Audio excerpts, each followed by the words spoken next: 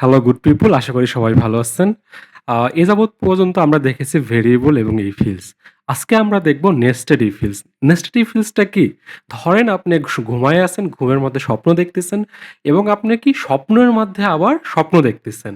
স্বপ্নের মাঝে স্বপ্ন দেখা একটা যে এক্সাইটিং ব্যাপার, এইটা যদি আপনি ফিল করতে চান, আমি সবসময় বলি ফিল করতে পারাটা হলো খুবই ইন্টারেস্টিং ব্যাপার। সো আপনি এই ব্যাপারটা ফিল করতে চাইলে 'ইনসেপশন' নামে একটা মুভি আছে, সেটা দেখতে পারেন। এটা আমার খুবই ফেভারিট একটা মুভি, আমার প্রিয় নায়ক ডিক্যাপ্রিওর করা। সো আপনাদেরকে রিকমেন্ড করব এই মুভিটা দেখে আসতে। সো আজকে আমরা কি করব? আমাদের নিজেদের মুভি বানাবো। সেটা কি দিয়ে? ইফিলস দিয়ে। আমরা একটা কি করব? ইফিলস এর মাঝে কিভাবে ইফিলস ইউজ করতে হয়, সেই জিনিসটা আমরা আজকে নিজেরা কোড করে দেখব। তো চলেন শুরু করা যাক। সো ইফিলস এর মাঝে ইফিলস বা ঘুমের মাঝে ঘুম বা স্বপ্নের মাঝে স্বপ্নে কিভাবে দেখতে হয়, এটার জন্য আমরা একটা প্রবলেম নিয়েছি। সেই প্রবলেমটা বুঝবো এবং আমরা এটা কোড করে দেখব। সো এইজন্য আমি প্রবলেমটা নিয়েছি কেমন? যে আমরা যখন কলেজে থাকি, ভার্সিটিতে থাকি, আমাদের কিছু স্কলারশিপ দেয় বা বৃত্তি দেয়। এই বৃত্তির কিছু ক্রাইটেরিয়া থাকে। যেমন কি ধরেন, আপনার যদি অ্যাটেন্ডেন্স এত পার্সেন্টের উপরে থাকতে হবে, আপনার রেজাল্ট এমন হইতে হবে, এমন কিছু কন্ডিশন থাকে। সো আমি আজকে একটা কাল্পনিক ভার্সিটির কথা চিন্তা করতেছি। সেখানে কি অ্যাটেন্ডেন্স ধরে নেন যে যদি 90% এর উপরে অ্যাটেন্ডেন্স থাকে তাহলে সে কি পাবে? স্কলারশিপ পাবে। কিভাবে স্কলারশিপ পাবে? সেই ক্ষেত্রে তার গ্রেড থাকতে হবে। গ্রেডটা কেমন থাকতে হবে? গ্রেডটা ধরেন 3.75 থাকলে বা তার উপরে থাকলে সে কি পাবে? 100% স্কলারশিপ। তার কোনো ফি দিতে হবে না। সে 100% ফুল ফ্রি স্কলারশিপ নিয়ে পড়তে পারবে। তারপরে দেখেন কি তার গ্রেড যদি 3 পয়েন্টের উপরে থাকে, 3.0 এর সমান বা উপরে থাকে, এখন সে কি পাবে? 50% স্কলারশিপ পাবে। বা এখন ধরেন কোনো ফাঁকিবাজ স্টুডেন্ট আছে এই মোটুর মতন ধরে নেন। তারা কি করবে? যে হলো তারা একটু হলো ফাঁকি দিবে স্কুলে। এজন্য কি করবে? সে অ্যাটেন্ডেন্স কম থাকবে। তার অ্যাটেন্ডেন্সটা কেমন থাকবে? ধরেন 70% এর উপরে থাকতে হবে। তাছাড়াও কি সে পাবে না কো। 70% উপরে যদি স্কলারশিপ থাকে, শুধু তাই হবে না, তার রেজাল্টও ভালো করতে হবে। রেজাল্টটা কেমন করতে হবে? যদি তার গ্রেড 3.75 এর উপরে থাকে তাহলে সে কি করবে? 50% স্কলারশিপ পাবে। এবং গ্রেডটা কি? যদি ৩ এর উপরে থাকে তখন কে সে পাবে? 20% স্কলারশিপ পাবে। এইটা হলো কি? স্কলারশিপ পাওয়ার ক্রাইটেরিয়া। সো চলেন আমরা এটা কোড করে দেখি। তারপরে আমাদের কিছু স্কেচ আছে সেগুলো আমরা ফিক্স করব। তো অবশ্যই শেষের দিকে দেখবেন। কারণ কি বলেন তো? আমরা এখানে স্কলারশিপ পাওয়ার কন্ডিশনগুলো লিখেছি। স্কলারশিপ কারা পাবে না এটা কি আমার এখানে লেখা আছে? তো আমাদেরকে কি করে এইসব প্রবলেম থেকে কিভাবে গেস করতে হয়, বুঝতে হয় যে এটার যে ভিতরে আরো কিছু জিনিস রয়েছে, এই জিনিসটা আমরা আজকে আমাদের শেষের দিকে শিখব। তো চলেন কন্টিনিউ করি। সো আপনারা ডান পাশে আমাদের কি দেখতে পাচ্ছেন যে প্রবলেমটা দেখতে পাচ্ছেন। আমি বাম পাশে কোডটা লিখব। কোডটা লেখার আগে আমাদের ২ টা ১ম এ বের করতে হবে ইনপুট ভেরিয়েবল কি? কোডের ইনপুট কি? ইনপুট আউটপুট বোঝাটা সবথেকে ইম্পোর্টেন্ট। সো আমি আমাদের প্রবলেমে দেখতে পাচ্ছি ২ টা ইনপুট লাগবে। একটা কি দেখেন অ্যাটেন্ডেন্স, আরেকটা গ্রেড বা জিপিএ। আমরা এই গ্রেড এবং জিপিএ বা সিজিপিএ এর উপর বেস করে তাদেরকে বলব যে আমি স্কলারশিপ পাবো কি পাবো না, আপনারা স্কলারশিপ পাবেন কি পাবেন না।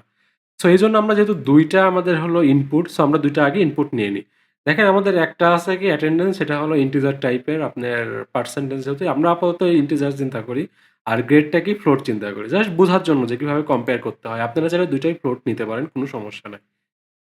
সো ফার্স্টে আমি অ্যাটেন্ডেন্সটা নিয়ে নিই। সো আপনারা দেখেন আমি হলো অ্যাটেন্ডেন্সটা নিয়েছি হলো ইন্টিজারে এবং গ্রেডটা নিয়েছি কিসে? ফ্লোটে। আপনারা এইভাবে ভেরিয়েবল এবিসিডি না দিয়ে এভাবে মিনিংফুল একটা ভেরিয়েবলের নাম দেওয়ার প্র্যাকটিস করেন। এখন যদি এভাবে আপনারা মিনিংফুল নাম দেওয়া শুরু করেন তাহলে আপনাদের পরবর্তী যে আপনারা ইঞ্জিনিয়ারিং যে বড়, বড় ইন্ডাস্ট্রিতে কাজ করবেন তখন এটা খুবই হেল্পফুল হবে।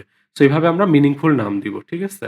তো চলেন কোডটা ফার্স্টে আমরা কি লিখব? দেখেন যে এখানে আছে if attendance greater than 90%। So আমরা এটাই ফার্স্টে লিখে ফেলি। ইফ অ্যাটেন্ডেন্স কি গ্রেটার দেন কি কত হতে হবে? ইকুয়াল টু 90% যদি হয়, তাহলে আমরা আগে কি লিখতাম? যখন আমাদের হলো একটা হলো কন্ডিশন ছিল, একটা ইফ যখন আমরা ইউজ করতাম তখন কি লিখতাম? যে গট স্কলারশিপ। আমরা এইভাবে জাস্ট সিম্পলি কি লিখতাম? যে গট স্কলারশিপ এভাবে দিয়ে দিতাম। তো আমাদের এখানে আরেকটা কন্ডিশন আছে। দেখেন যে গ্রেড একটা নিয়ে আসতে হবে। গ্রেডটা কি হইতে হবে? স্কলারশিপ পেতে হলে তাকে 3.75 এর উপরে যেতে হবে। তো আমরা এজন্য কি লিখবো? এই যে আমরা আগে যে পজিশনে ইফ লিখতাম, সরি প্রিন্ট লিখতাম, সেই সেম পজিশনে আমরা আরেকটা ইফ লিখবো। If grade greater than equal to 3.75 যদি হয়, তাহলে আমরা কি লিখবো? আগে এখানে ছিল এটাকে আমরা ট্যাব দিয়ে পরিমাণ জায়গা দিয়ে দেবো। বা এই যে এর মাঝখানে ইন্টার দিলে যেই পজিশন আসতেছে, এই ইফটা আমাকে সেই পজিশনে আমরা নিয়ে যাবো। বুঝতে পারছেন, রাইট?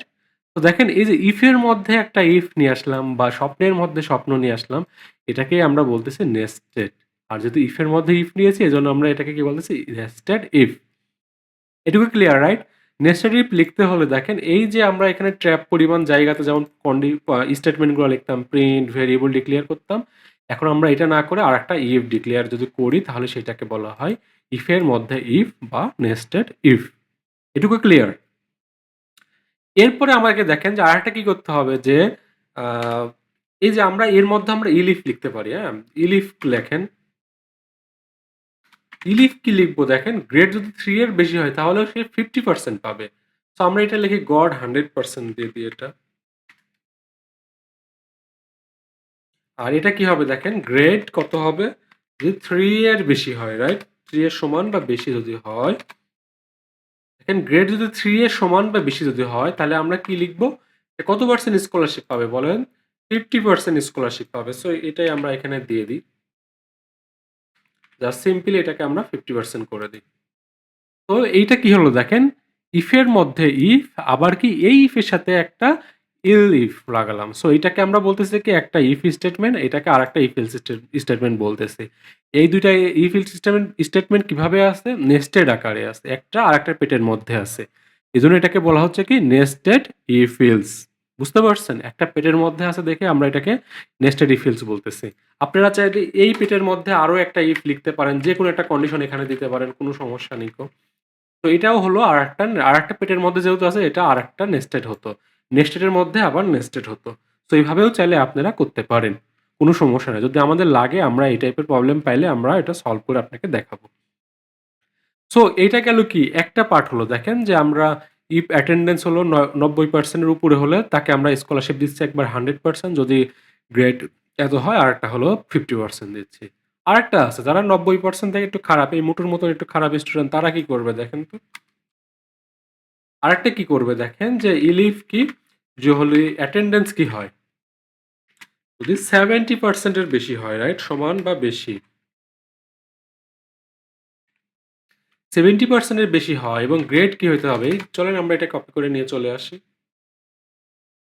বা আমরা লিখি, লিখলে বুঝতে ভালো হবে। ইফ গ্রেড কি দেখছে দেখেন যে 3.75 এর উপরে 50% হবে। তাহলে ইফ গ্রেড, গ্রেড কত হতে হবে বলেন তো? 3.5 এর উপরে হতে হবে, তাহলে কি হবে, সে তখন এই 50% স্কলারশিপটা পাবে, রাইট? দেখেন আমরা চাইলে ইলিফের মধ্যেও কি দিচ্ছি, নেস্টেড লিখতে পারতেছি। ইফের মধ্যে যেমন নেস্টেড লেখা যাচ্ছে, ইলিফের মধ্যেও আমরা নেস্টেড লিখতে পারবো, কোনো সমস্যা নাই। এটুকু আমরা শেখার জন্য দেখাচ্ছি। ভালো রকম এটা বোঝেন যে কিভাবে আমরা নেস্টেড ইউজ করি, কখন ইউজ করি, কেন ইউজ করি, এটা আমাদের বোঝা খুবই ইম্পর্টেন্ট। সো এরপরে আরেকটা দেখেন যে কি হবে, এটার ইলিফ একটা আসছে না, ইলিফ কি গ্রেড কি হতে হবে, গ্রেড কত বেশি হতে হবে, এবার 3 এর বেশি হতে হবে, সেম। তখন কি আর আমরা 50% পাবো না, এখন পাবো 20%। দেখেন এখন আমরা কত পাচ্ছি, তো 20% স্কলারশিপ পাচ্ছি। সো প্রবলেমটা কেমন হলো বুঝি একটু চলেন। যদি আমাদের অ্যাটেন্ডেন্স কি হয় 90 এর উপরে থাকে তাহলে এক রকমের আচরণ করতেছে, অ্যাটেন্ডেন্স যদি 70 উপরে থাকে তাহলে আরেক রকম আচরণ করতেছে। কার উপর বেস করে, গ্রেডের উপর বেস করে। এখন দুই জায়গায় আমরা গ্রেড নিয়ে চিন্তা করতেছি, দুই জায়গায় গ্রেড নিয়ে, কিন্তু দুই রকম। চলেন এই প্রোগ্রামটা আমরা রান করি এবং সিমুলেট করি, তাহলে আরেকটু বুঝতে সুবিধা হবে। ও একটা প্রবলেম দেখা দিয়েছে দেখেন, আমি ইন্ট লিখেছি শুধু, ইনপুট লিখি নাই। সো এটা কারেক্ট করি। তো অবশ্যই আপনারা এমন ভুল করলে দেখবেন যে কি ভুল হচ্ছে। এই যে এখানে দেখেন বলছে যে ইনভ্যালিড ইন্টিজার হওয়া উচিত ছিল, অ্যাটেন্ডেন্স হওয়া উচিত ছিল ইন্টিজার, কিন্তু এটা তো ইন্টিজার না, কারণ কি আমি ইনপুট দিই নাই। সো এরকম ভুল করলে আপনারা ঘাবড়াবেন না, ইনপুট এখানে দেখে এটা ফিক্স করে ফেলবেন। তো চলেন আমরা এখন দেখি কি হবে। অ্যাটেন্ডেন্স কত দিই আমরা, 91% দিই। গ্রেড ডি ধরেন 75, 3.7 এর বেশি 3.88 ডি। তখন দেখেন কি হলো, 100% স্কলারশিপ হলো। এটা কিভাবে হলো? তো দেখেন আমি অ্যাটেন্ডেন্স দিয়েছি কত পার্সেন্ট, 91%। 91 কি 90 সমান বা বড়? ইয়েস, 90 এর বড়। আবার দেখেন কি তার মানে কি, এই ইফ এর মধ্যে সে ঢুকে গেছে, এই ইফ ব্লকের মধ্যে সে আসছে, এই ফার্স্ট কন্ডিশন ট্রু হয়েছে। এরপর দেখেন এই কন্ডিশনের জন্য আসবে গ্রেড, গ্রেড কি 3.75 এর বড় বা সমান? ইয়েস, 3.88 দিয়েছে, এটা বড়। সো তখন এইটার মধ্যেও ট্রু হয়েছে, তখন এটার মধ্যে আসছে। দেখেন তাহলে কি নেস্টেড ভাবে প্রথমে হলো এই ইফটা ট্রু হলো, তারপরে নেস্টেড ভাবে এই ইফটা ট্রু হলো। এই যে এই ইফটা কিন্তু ট্রু হয় নাই। তো চলেন আমরা এখন এটার জন্য দেখি যে এইটাকে প্রিন্ট করি। সো আমাকে অ্যাটেন্ডেন্স কত দিতে হবে? 8 দিতে হবে। তাহলে কি এটা তাহলে হবে আরেকটা গ্রেড দিই চলেন 3.3 দিই। দেখেন আমি 20% স্কলারশিপ পেয়েছি। এটা কেন পেলাম? চলেন একটু বুঝি ভালো করে। ১ম এ সে কি করল? যে অ্যাটেন্ডেন্স কি ৯০ এর বড়? না। অ্যাটেন্ডেন্স আমি দিয়েছি ৮৮। এটা কি ৯০ এর বড়? না বা সমানও না। তাহলে লিফে আসলো। এটা কি হলো? অ্যাটেন্ডেন্স ৭০ এর সমান বা বড়? ইয়েস ৮৮ ৭০ এর সমান বা বড়। আসলে বড়। এজন্য কি সেই এই ইফের মধ্যে না ঢুকে এগুলো সব স্কিপ হয়ে যাবে। এগুলো সব স্কিপ হয়ে যাবে। কারণ এই ইফের মধ্যে না ঢুকলে এই নেস্টেড ইফ চেক হবে না। এটুকু ক্লিয়ার? যেহেতু হলো এই ইফটা ট্রু হয়েছে আমাদেরকে এই 70% এর ইফটা ট্রু হয়েছে, এটা ট্রু হয়েছে। এজন্য কি হলো যে গ্রেড কি 3 পয়েন্ট এই ইফের মধ্যে ঢুকলে এই নেস্টেড এখন চেক হবে। এখন চেক হবে কি গ্রেড কি 3.33 দিয়েছে এটা কি 3.5 এর বড়? না। গ্রেড কি 3.3 এর বড়? ইয়েস 33 এটার থেকে বড়। এজন্য এই 20% প্রিন্ট হয়েছে। ক্লিয়ার? আপনি এটা কি করবেন? এখানে হলো কতগুলা কম্বিনেশন হওয়া সম্ভব সবগুলা ইনপুট দিয়ে চেক করবেন। না বুঝলে অবশ্যই আমাকে জানাবেন। এখন আরেকটা জিনিস চলেন একটা ইনপুট দিই, ওটার জন্য কি আসে আমরা একটু দেখি যে চলেন অ্যাটেন্ডেন্স দিয়ে আমরা ৯০ এর বেশি, ৯০ দিলাম। আর গ্রেড ডি হলো 2.5। দেখেন গ্রেড 2.5 এর জন্য কিছুই প্রিন্ট হলো না। কেন? বুঝতে পারছেন কেন হয়েছে? দেখেন আমরা এখানে দিয়েছি কি গ্রেড হলো এই বাম পাশে ডান পাশে খেয়াল করেন। গ্রেড হলো 3 এর উপরে হইতে হবে, এটাও গ্রেড 3 এর উপরে হইতে হবে। এটা সমান মিস হয়ে গেছে, সমান ধরে নিয়েন। সো এই যে 3 এর কম গ্রেড হলে কি হবে? আমার এই অ্যাটেন্ডেন্স ৯০% কি পাস করলো। এই ৯০% পাস করে এখানে আসলো। কিন্তু সেই 3 এর জন্য বলা আছে যে কি কত হবে? যে 3 এর জন্য বলা আছে যে কত হবে? বাট 2.5 এর জন্য কি হবে এটা বলা নাই। তো আমাকে এটা বলতে হবে। এটাই হলো এই প্রবলেমের ক্যাচ যেটা আমাদের এই প্রবলেমে বলা নাই কিন্তু আপনাকে গেস করতে হবে। এজন্য এটা কি লিখতে হবে? যেখানে আমরা কি লিখব? ইলস কি হবে? এই কোয়ান্টি ফলস হলে কি হবে? Print you loser. You loser কেন? মানে কি? আপনি স্কলারশিপ পাবেন না। এই যে এর মতন দেখেন ডান পাশে এই যে ব্যাক ট্যাগ নিয়ে ভাঙ-মুখ নিয়ে বসে আছে। এর মতন এই হলো লুজার। কোন স্কলারশিপ পাবে না। কারণ তার হলো অ্যাটেন্ডেন্স আছে ঠিকই বাট সে সিজিপিএ একবারেই না। ক্লাসে আসে ব্যাক ট্যাগ নিয়ে খুব ভাব-ভুব নিয়ে কিন্তু সে ক্লাস করে না, পড়াশোনা করে না। এজন্য সে কি? লুজার। সে কোন স্কলারশিপ পাবে না। আবার দেখেন এই গ্রেডের জন্য সেম জিনিস হতে পারে না? যে 70% সে অ্যাটেন্ডেন্স নিয়ে আসছে কিন্তু গ্রেড খারাপ। তার জন্য এই ইলসটা এখানেও লিখতে হবে। দেখেন এই ইলসটা আমি এখানেও দিয়ে দিচ্ছি ইলস লুজার। বুঝতে পারছেন কেন দিলাম? কারণ কি আমি ৯০% অ্যাটেন্ডেন্স থাকা সত্ত্বেও আমার গ্রেড ভালো না হলে সে লুজার হবে। সে কোনো স্কলারশিপ পাবে না। আবার 70% এর উপরে হলো তার কি আছে অ্যাটেন্ডেন্স আছে কিন্তু তার গ্রেড খারাপ হওয়ার জন্য এই ২ টা গ্রেড না ফিল করার জন্য ৩ এর কম হলেও সে কি হবে? সে স্কলারশিপ পাবে না। আরেকটা কেস চিন্তা করেন। তার অ্যাটেন্ডেন্সই নাই। সে স্কুলেই আসে না, কলেজেই আসে না, ভার্সিটিতেই আসে না। তাহলে কি সে কি রেজাল্ট ভালো করবে? না, ভালো করার চান্স খুবই কম। আর রেজাল্ট ভালো করলেও কোনো লাভ নাই। কেন? সে অ্যাটেন্ডেন্স থাকতে হবে। নিয়মিত গুড স্টুডেন্টের অ্যাটেন্ডেন্স না থাকলে তাদেরকে স্কলারশিপ দেয়া হবে না। এইজন্য কি ১ম এই ইলস চলে আসবে একটা। আমাদের টপ লেভেলের একটা ইলস আসবে। সেও কি হবে? লুজার যদি সে ক্লাস না করে। সো স্কলারশিপ পেতে হলে কি শুধুমাত্র ভালো গ্রেড দিলেও হবে না। শুধুমাত্র ভালো এই যে দেখলেন না? শুধুমাত্র ভালো অ্যাটেন্ডেন্স আছে কিন্তু গ্রেড নাই তাহলেও সে লুজার হবে। আবার অ্যাটেন্ডেন্সও নাই, গ্রেডও নাই সেও কি হবে? লুজার হবে। তো আমি এখানে ৩ টা ইফ কন্ডিশন দিয়েছি। কেন? ফার্স্ট ইফ ইলসটা হলো কি এই যে এই ইফটা কোনটা? এই ইলস ইফ তারপরে ইলস। তার মানে কি অ্যাটেন্ডেন্স না থাকলেই সে বাদ, সে লুজার। অ্যাটেন্ডেন্স না থাকলেই সে লুজার। আবার দেখেন অ্যাটেন্ডেন্স ৯০% উপরে আছে কিন্তু সে পড়াশোনা করে না। তাহলেও সে পাবে না। আবার অ্যাটেন্ডেন্স ৭০% উপরে আছে কিন্তু সে তাও পড়াশোনা করে না। তাও সে লুজার। এটুকু ক্লিয়ার? এই প্রবলেমটা আসলে অনেকভাবে করা যায়, বুঝছেন? এর থেকে অনেক এফিশিয়েন্টলি করা যায় কিন্তু আমাদের উদ্দেশ্য কি আমরা নেস্টেড ইফ এল শিখব। সো আপনারা যদি এইভাবে প্রোগ্রামটা লেখেন, এভাবে ইফ এলস যদি লেখেন তাহলে মনে রাখবেন যতগুলা ইফ লিখেছেন ইফ কিভাবে প্রকাশ করা হয়? ইফ দিয়ে যেগুলো শুরু হয় দেখেন, যেটা ইফ দিয়ে শুরু হয়েছে এটা তার ইলিফ, এটা তার এলস। সবগুলার কি এলস দিতে হবে। আবার দেখেন এটা ইফ দিয়ে শুরু করছেন এজন্য কি তার একটা এলস দিতে হবে। এটা ইফ দিয়ে শুরু করছেন এজন্য তার একটা এলস দিতে হবে। সো এই জিনিসটা ক্লিয়ার হওয়া খুবই ইম্পোর্টেন্ট। আমি যতগুলো ইফ দিয়েছি ততগুলো তার ইলস দিয়ে বলেছে তুমি লুজার হবা। ওই কন্ডিশন ফিল আপ না হলে লুজার হবে। এটা আরো ইজিলি করা যায়। একটা ইলস দিয়েও করা যায়। আপনারা চিন্তা করবেন যে একটা ইলস দিয়ে এটা কোনোভাবে পূরণ করা যায় কিনা। না পারলে কোনো সমস্যা নাই। এটা খুব বেশি চিন্তা করারও দরকার নেই। আপাতত এভাবেই শিখেন যে কিভাবে আমরা একটা ইফ এর মধ্যে আরেকটা ইফ লিখি। আমরা আরো লজিক্যালি প্রবলেম যখন সলভ করব, তখন আসলে এই প্রবলেমগুলো আরো এফিশিয়েন্টলি আমরা করব এবং এই এলস ইফটা আমরা আরো ইউজ করব। সো ভয় পাওয়ার কিছু নাই।